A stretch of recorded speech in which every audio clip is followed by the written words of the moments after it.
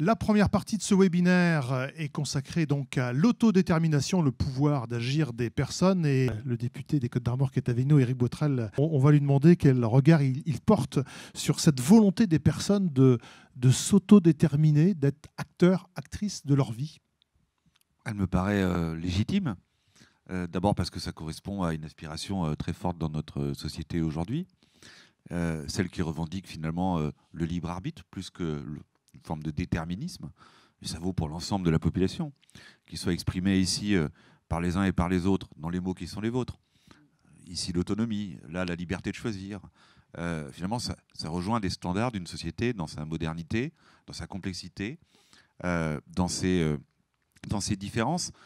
Et la façon dont l'individu au milieu d'une sphère sociale peut trouver des espaces qui permettent de tracer son chemin, épaulé par un certain nombre d'acteurs. Dans le champ des personnes qui sont en situation de handicap, l'État agit, les associations agissent, les professionnels agissent, le secteur médico-social agit. Et les choses ont évolué dans notre pays depuis de nombreuses années maintenant. Un certain nombre de chemins ont été écrits, des chemins multiples qui collent de plus en plus aux situations individuelles, puisque le champ des personnes en situation de handicap est varié, multiple, et il fait il met en évidence un certain nombre de différences, et on n'accompagne pas toutes les personnes en situation de handicap avec les mêmes moyens, avec les mêmes mobilisations. Mais ce qui compte désormais, c'est de mettre des passerelles entre ces différents canaux. C'est-à-dire de ne pas enfermer les uns et les autres dans des cheminements qu'on aurait pensés pour eux, et pour lesquels ils ne pourraient pas sortir. Je pense que c'est là que l'action de l'État doit continuer, encore une fois, aux côtés des acteurs, parce que l'État ne peut pas tout, comme dans bien des domaines, et surtout ne fait pas aussi bien qu'un certain nombre d'acteurs qui sont dédiés à un certain nombre, de champs d'action, que ce soit l'hébergement, que ce soit le travail en inclusion, que ce soit le milieu scolaire en inclusion. Et donc moi, je rebondis volontiers sur les mots qui ont été employés et qui sont des témoignages directs d'aspiration à vouloir choisir pour soi, tout en n'étant pas, parce que ce serait bien évidemment ce qu'il ne faudrait pas faire, c'est-à-dire renoncer à la solidarité, tout en ne laissant pas seules les personnes en situation de handicap devant des choix qu'elles ne peuvent pas accomplir d'elles-mêmes. Donc ce chemin-là, celui qui consiste à considérer que le dialogue permanent doit être le maître mot de la façon dont on peut progresser sur l'autodétermination, ça doit être, la ligne de crête, le chemin qui anime chacun des acteurs. Et je souhaite encore les reciter. C'est à la fois l'État, l'association, merci de ce webinaire ce matin, les professionnels, il y en a un qui s'exprimera tout à l'heure, et tous les secteurs qui sont mobilisés dans ce que l'on peut faire de mieux, toujours et encore, en matière d'autodétermination. La France s'inscrit résolument dans ces pas-là. Elle est d'ailleurs signataire de la Convention des Nations Unies sur ce sujet. Elle a une histoire, elle a un passé, et elle a des progrès à réaliser. Eh bien, écoutez, ça passera à la fois par voie réglementaire et par voie législative, mais plus encore par la mobilisation de l'ensemble des acteurs et le dialogue que nous instaurons ici et que nous poursuivons. Alors vous dites l'État agit, effectivement, on a bien compris la position des pouvoirs publics sur cette notion d'autodétermination. Est-ce que vous pouvez nous préciser peut-être dans certains domaines ce qui est fait, ce qui pourrait se faire pour favoriser la mise en pratique de l'autodétermination ? Je pense par exemple, pour l'illustrer, et que ce soit parlant pour peut-être le plus grand nombre, mais je pense que le droit de retour, par exemple, pour les personnes en situation de handicap qui fréquentent les ESAT, est une illustration d'un non-enfermement dans un dispositif qui ferait que vous seriez privé du choix d'avoir une activité professionnelle, ou en tout cas de travail, parce qu'on vous aurait affilié à cette case. Ce genre d'exemple, il doit être multiplié pour, encore une fois, mettre en œuvre des passerelles sur les différents dispositifs, et ils sont riches dans notre pays, qui permettent aux uns et aux autres, au gré de l'évolution de son cycle de vie, de pouvoir aspirer, qui sur les loisirs, qui sur l'éducation, qui sur la formation, qui sur d'autres choses encore, pouvoir bénéficier des espaces, du logement, vous en parlerez incontestablement, des espaces qui lui correspondent au mieux, entre les logements partagés, celles et ceux qui sont multigénérationnels. On voit ici un certain nombre de projets déposés. Je sais d'ailleurs que l'ADAPI a déposé des projets auprès de l'ARS à titre ministre régional, je ne peux que le soutenir, vous en doutez bien. Mais c'est bien ça le sujet. Et puis, dans les textes de loi que nous portons, il faut qu'à chaque instant, lorsque nous abordons un certain nombre de sujets, eh bien, nous soyons vigilants à l'écoute, mais évidemment, de celles et ceux qui nous font remonter du terrain les obstacles qu'il pourrait y avoir à l'autodétermination. Je dois vous faire une confidence, ce n'est pas toujours naturel que sur des textes de loi qui relèvent du travail, du logement, de l'éducation, l'angle de la meilleure prise en compte de la soif d'autodétermination des personnes en situation de handicap est à chaque fois traduite. Eh bien, voilà, le genre d'événement de ce matin va y contribuer. Parler beaucoup d'inclusion, c'est une notion qui domine les débats depuis quelque temps maintenant. Et pour s'appliquer pleinement, eh bien, on sait que cette notion exige la mobilisation et la volonté collective de tous les acteurs politiques et économiques. On va en parler au cours de cette table ronde.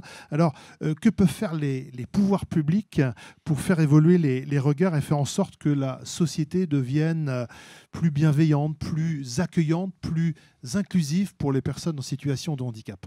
Alors, d'abord, l'inclusion, elle est multidimensionnelle. On parle de l'inclusion à l'école, on parle de l'inclusion dans bien des aspects de sa vie. Moi, peut-être m'arrêter à ce stade du webinaire sur ce qui a été déjà accompli avant de parler des éléments de progrès qui sont issus du dernier comité interministériel du handicap qui s'est tenu le 6 octobre.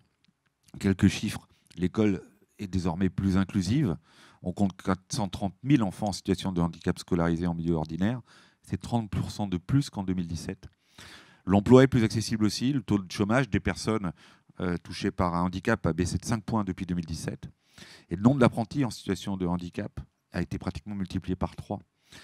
On s'est doté d'une stratégie nationale pour l'autisme ambitieuse. La priorité donnée à la détection et l'accompagnement précoce a permis à 30 000 enfants d'être pris en charge. C'est 5 fois plus qu'en 2020.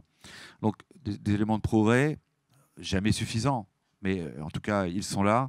Il est bon de les rappeler. Mais on ne s'arrêtera pas à ce stade-là. Et c'est d'ailleurs pour ça que le comité interministériel du handicap, qui s'est tenu le 6 octobre, dresse de nouvelles pistes, de nouvelles actions pour aller encore plus loin. Parmi ces pistes, un sous-préfet référent du handicap qui sera désigné au sein de chaque préfecture, mais aussi un délégué interministériel à l'accessibilité qui couvre les champs d'accessibilité. On est aussi dans le sujet de l'inclusion. L'accessibilité est un des prérequis pour l'inclusion, et l'accessibilité, elle couvre les enjeux du numérique, du logement, et on sait que sur le champ du logement, entre autres, il y a bien, là, en l'espèce, à faire. Mais ce qui compte, par-dessus tout, je crois que c'est Sophie Cluzel et d'autres avaient dû le dire avant elle, on cessera de traiter du handicap à part dans les politiques publiques dès lors qu'il n'y aura plus de secrétaire d'État au handicap et qu'on considérera que chacun des textes de loi doit, en son sein, aborder le sujet, traiter de ce sujet et faire évoluer le droit ou la réglementation pour permettre cette meilleure inclusion. On le voit aujourd'hui, c'est une forte attente, même s'il y a des choses accomplies. Et pour le coup, là aussi, issu du dernier comité interministériel du handicap, il a été réaffirmé que chaque ministre aurait dans sa feuille de route le sujet du handicap. On le voit bien, il n'est pas simplement cantonné au secrétaire d'État, au ministre délégué aux charges du handicap, mais le ministre de la Santé et des Solidarités doit s'en intéresser, le ministre en charge de l'Éducation nationale, celui du Travail, celui du Logement. Et bref, c'est l'ensemble des politiques publiques qui doivent être irriguées de la nécessité de progresser toujours et encore dans notre pays sur la meilleure inclusion des personnes en situation de handicap. Voilà, donc pour une société inclusive, on avance, mais il reste encore du chemin à faire pour aller encore plus loin, comme vous le disiez à l'instant. Oui, alors moi je l'ai dit ici, je ne vis pas le handicap qu'au travers d'une partie de baby-foot partagée tout à l'heure avec quelques-uns de ceux qui nous écoutent et qui sont là à proximité du studio. Je le vis aussi parce que ma collaboratrice, je peux la citer, Odile Clavier, a travaillé 13 ans chez Cap Emploi. Mon épouse travaille chez Performance Handicap. Donc vous voyez, le sujet du handicap, il est à la fois à l'Assemblée nationale et aussi dans ma sphère professionnelle. Et je peux mesurer à quel point les choses ont évolué, sans rentrer dans les détails de la vie personnelle, qui fait qu'à un moment donné, on touche du doigt ces réalités-là. Les choses ont considérablement évolué. Moi, je pense à l'ESAT de Plouriveau, par exemple, qui agit sur mes espaces verts ou mon petit jardin. Eh bien, nous n'aurions probablement pas bâti cet ESAT en plein centre-ville de Plouriveau, ouvert sur la commune et sur la ville s'il avait été fait il y a 30 ou il y a 40 ans. Aujourd'hui, cet établissement qui accueille un large public, il est en plein cœur du bourg de Plourivaux. Il a des espaces, j'allais dire, vitrés qui ouvrent et qui donnent à voir à la fois pour ceux qui y sont, mais pour ceux qui sont à l'extérieur de ce qui se passe dans un ESAT.